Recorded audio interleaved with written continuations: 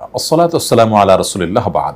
সুপ্রিয় দর্শক শ্রোতা ভাই বোন, নদীমাতৃক এলাকা এবং সমুদ্র তীরবর্তী অঞ্চলে ঝড় জলোচ্ছ্বাস হবে, এটি সুন্নাতুল্লাহ ফিল আরদ বা পৃথিবীতে আল্লাহ সুবহানাহু ওয়া তাআলার সিস্টেম এবং নিয়মেরই অংশ। ঠিক যেমনি ভাবে মরু অঞ্চলে মরুঝড় হয়ে থাকে এবং বনাঞ্চলে ভিন্ন ধরনের প্রাকৃতিক দুর্যোগ হয়ে থাকে, পৃথিবীর এক এক অঞ্চলে এক এক জায়গায় এক এক রকমের প্রাকৃতিক দুর্যোগ হয়ে থাকে এবং যেখানে যেরকম প্রাকৃতিক দুর্যোগ হওয়ার কথা সেটি সেখানে হওয়াটাই বরং স্বাভাবিক এবং এটি আল্লাহ সুবহানাহু ওয়া তাআলার নিয়মের অংশ, সিস্টেমের অংশ। এই সমস্ত প্রাকৃতিক দুর্যোগ আল্লাহ তাআলা কখনো কখনো দিয়ে থাকেন আমাদেরকে পরীক্ষা করবার জন্য, আবার কখনো কখনো দিয়ে থাকেন আমাদের কোনো কৃতকর্মের নগদ শাস্তি স্বরূপ, যাতে করে আমরা সতর্ক হয়ে ফিরে আসতে পারি মন্দ কর্ম থেকে।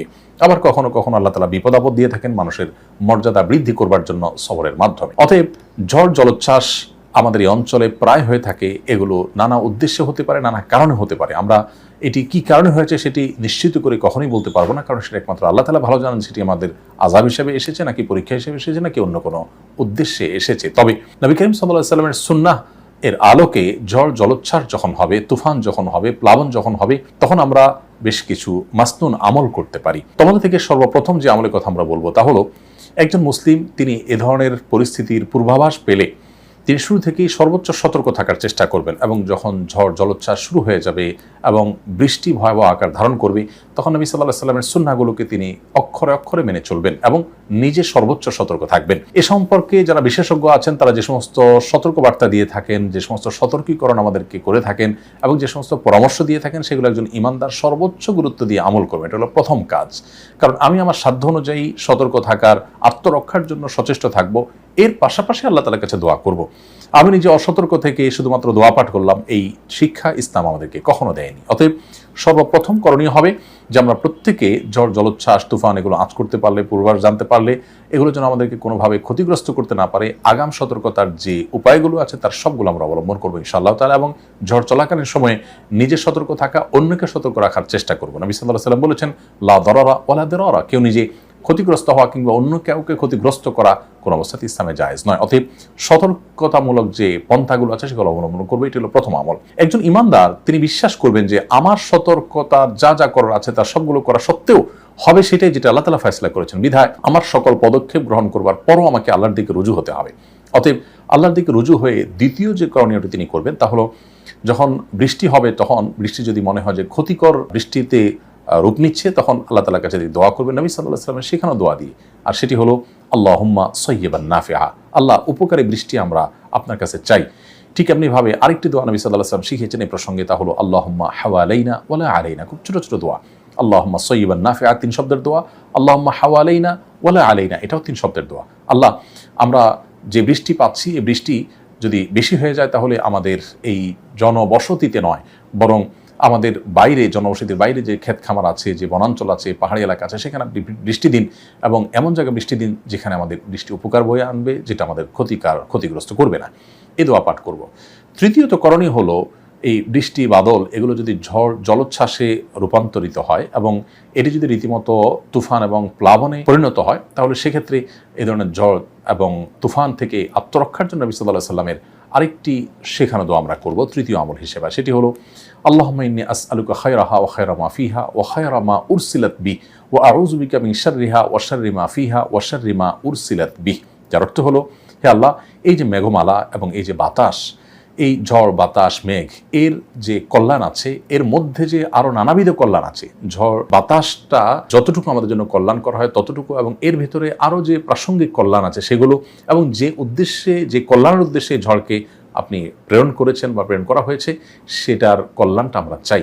এবং এই ঝড় যে ক্ষতি আমাদের করতে পারে এবং এর মধ্যে আরও নানাবিধ যে ক্ষতিকর দিক থাকতে পারে, যেমন শিলাবৃষ্টি, আরও অনেক ক্ষতি থাকতে পারে, সেগুলো থেকে এবং যে অকল্যাণ নিয়ে আপনি এটাকে প্রেরণ করেছেন সেটার যেন আমাদেরকে স্পর্শ করতে না পারে, তার ক্ষতি থেকে আমরা আপনার কাছে পানাহ চাই। আবার দোয়াটি বলছি, আল্লাহুম্মা ইন্নী আসআলুকা খায়রাহা ওয়া খায়রা মা ফিহা ওয়া খায়রা মা উরসিলাত বিহি ওয়া আউযু বিকা মিন শাররিহা ওয়া শাররি মা ফিহা ওয়া শাররি মা উরসিলাত বিহি। এই দোয়াটা আমরা ঝড়ের সময় পাঠ করলে আল্লাহ রাব্বুল আলামিন আমাদেরকে ইনশাআল্লাহ হেফাজত করবেন। চতুর্থত যে আমলটি করব তা হলো, যখন ঝড় জলোচ্ছ্বাস দেখা দিবে তখন আমরা সবর করব, ধৈর্য ধারণ করব। বিশেষ করে যখন বাতাস বইতে থাকবে খুব জোরে, যার দ্বারা আমরা হয়তো কোনো কারণে ক্ষতিগ্রস্ত হতে পারি, তখন আমরা সেই বাতাসকে, ঝড়কে গালিগালাজ না করে সবর করব। কারণ নবী সাল্লাল্লাহু আলাইহি ওয়াসাল্লাম সহিহ মুসলিমের হাদিসে বলেছেন যে তোমরা বাতাসকে গালি দিও না, বাতাসকে গালি দিও না এবং মন্দ কথা বলো না। অনেক সময় আমরা ধৈর্য হারিয়ে ফেলে আমরা আল্লাহর সমস্ত সৃষ্টিকে গালমন্দ করে বসি এবং বাজে মন্তব্য করে বসি, সেটি না করি। নবী সাল্লাল্লাহু আলাইহি ওয়াসাল্লাম বলেছেন আমরা যেন আল্লাহর কাছে পানা চাই, আশ্রয় চাই এবং এর কল্যাণটা কামনা করি, অর্থাৎ দোয়া করি।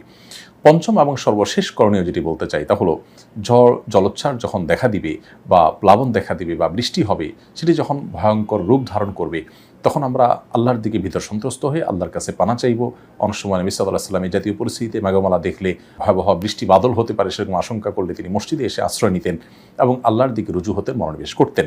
ঠিক আদ সামুদ জাতি তারা এরকম মেঘমালা দেখে মনে করেছিল স্বাভাবিক মেঘমালা, কিন্তু সেটি আল্লাহর আযাব বয়ে আনছে এবং তাদেরকে শেষ করে দিয়েছে। ইতিহাসে তারা এখনও আমাদের শিক্ষণীয় বিষয় হয়ে রয়েছে। অতএব এ ধরনের পরিস্থিতিতে একজন ইমানদার কোনো অবস্থাতে ফুর্তিতে লিপ্ত হবে না, বরং তিনি ভীত সন্ত্রস্ত থাকবেন।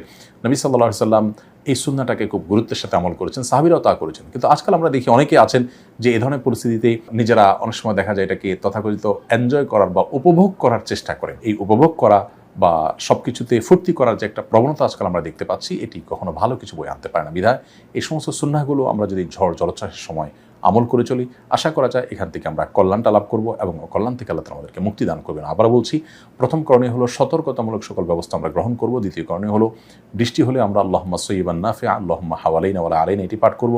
তৃতীয় করণ হলো ঝড় দেখা দিলে, তুফান দেখা দিলে তখন আমরা দোয়া পড়ব। নবী সাল্লাল্লাহু আলাইহি ওয়াসাল্লাম সেখানে দোয়া আল্লাহুম্মা ইন্নী আসআলুকা খায়রাহা ওয়া খায়রা মা ফিহা ওয়া খায়রা মা উরসিলাত বি ওয়া আউযু বিকা মিন শাররিহা ওয়া শাররি মা ফিহা ওয়া শাররি মা উরসিলাত বি।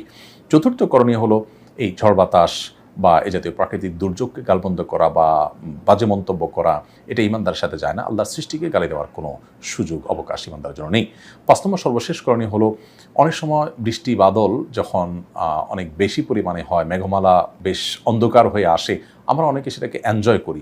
এমনকি চন্দ্রগ্রহণ, সূর্যগ্রহণকে অনেকে দেখা যায় এনজয় করছেন, উপভোগ করছেন এবং এই টাইমেও তারা ফুর্তি করার চেষ্টা করছেন। তো সব কিছুকে ফুর্তির জিনিস বানিয়ে ফেলা, এটা ভোগবাদী পৃথিবীতে একটি সমস্যায় রীতিমতো পরিণত হয়েছে। ইমানদার এই পরিস্থিতিতে ভীত সন্ত্রস্ত হয়ে আল্লাহর দিকে রুজু হবেন, তওবা করবেন এবং নিজেকে সংশোধন করার চেষ্টা করবেন। আল্লাহ রাব্বুল আলামিন সব ধরনের ঝড় তুফান থেকে, সব ধরনের জলোচ্ছ্বাস থেকে, ক্ষয়ক্ষতি থেকে আমাদের সকলকে হেফাজত রাখুন। জাযাকুমুল্লাহু খায়রা। আসসালামু আলাইকুম ওয়া রাহমাতুল্লাহি।